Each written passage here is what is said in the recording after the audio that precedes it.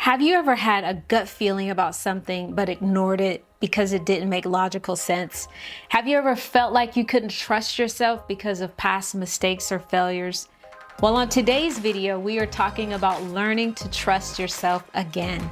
And if you didn't know, bestie, I'm Myesha, speaker, author, content creator, and your new best friend.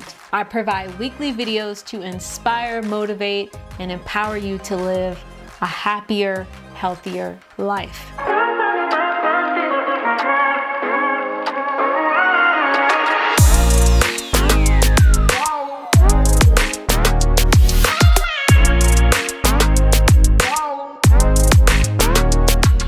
Listen, we have all been there, second guessing ourselves, being unsure of ourselves. It's like being driven and focused in one area and then feeling like a mess in other areas. In order to live an authentic and fruitful, fulfilling life, it's essential that we rebuild our trust in ourselves and honor our intuition. So let's explore the practical ways to do just that. In the past 20 years, I totally betrayed myself. I wanted to be accepted and liked and to belong, so much so that I ignored warning signs. I was the one who left myself by the road and became who I needed to be. I went through a divorce and felt like a complete failure. I was thinking, did I make a mistake in getting married in the first place? Did I not notice certain signs? Like, I thought God was in it. Why didn't I make a shift sooner? Do I even know how to live on my own? How am I even going to be in control of my life? I relied on the presence of another person for so many necessary decisions.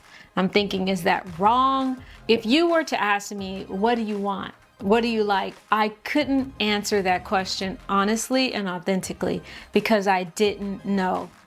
Everything was about everyone else, and I was in the service to everyone else. So my trust in myself suffered.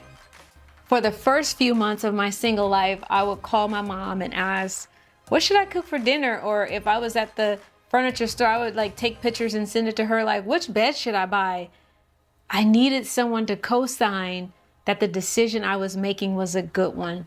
I needed affirmation that who I was becoming was the right thing. And after conferring and compromising with another person for so long in my marriage, my ability to trust myself was weakened. And if you're watching and you know what I'm talking about, let me know in the comments, okay? Because the struggle is real trying to figure this part out. I've learned that the respect I desire first is from me. I need to look in the mirror and say, I respect you. I've discovered the beauty of honoring myself and of going with what feels good for me. I'm appreciating the relationship I'm building with me. I do what I say. I take care of my thought life. I distance myself from negativity. I'm regularly following up with me and discerning the path forward. It has been a beautiful experience in my healing journey. Here are a few things that I think are helpful if you find yourself in a similar spot. Number one, recognize the importance of intuition. Intuition is our inner guidance system. It's the subtle voice that speaks to us when we need guidance or direction. Many of us have been conditioned to value rational thinking, decision making over intuition. It's important to recognize that intuition is just as important as logic, and in some cases, it's even more reliable. I know a lot of you might say, well, tell me, what's the difference between intuition and the Holy Spirit and all of these things? I think they work hand in hand. If you feel like the Spirit is always leading you and guiding you in that way, I say that I had intuition before I even had a knowledge of religion, because growing up in the inner city and I would be walking home and the pimp was on the other side of the street, something in me said, cross the street, or go a different path. I didn't have to know the person. I didn't have to research them. I didn't have to have any sense of awareness. I mean, I was in the first grade walking home, and I knew that intuition, that Holy Spirit was saying, go left. And I trusted it and I listened to it, and it saved me. I'm sure from some danger. In fact, studies have shown that intuition is often the first signal that something is wrong, something is amiss, even before we're consciously aware of it. Intuition is a gift. It's a gift from God. Number 2, practice mindfulness. Mindfulness is our ability to be present in the moment without judgment. How do I sit in my body, sit in this space, and own it? It can help us quiet our minds and tune out everything else and tune into our intuition. When we're mindful, we are more aware of our thoughts, our feelings, our bodily sensations, which can help us see valuable things our intuition is telling us.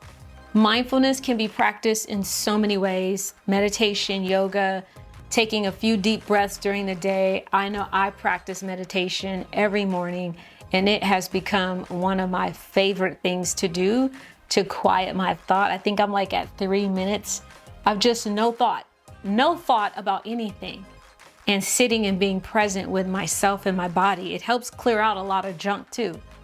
Number 3, trust your body's wisdom. Our bodies hold a wealth of intelligence, and tuning into our physical sensations, that's a powerful way to tap into our intuition.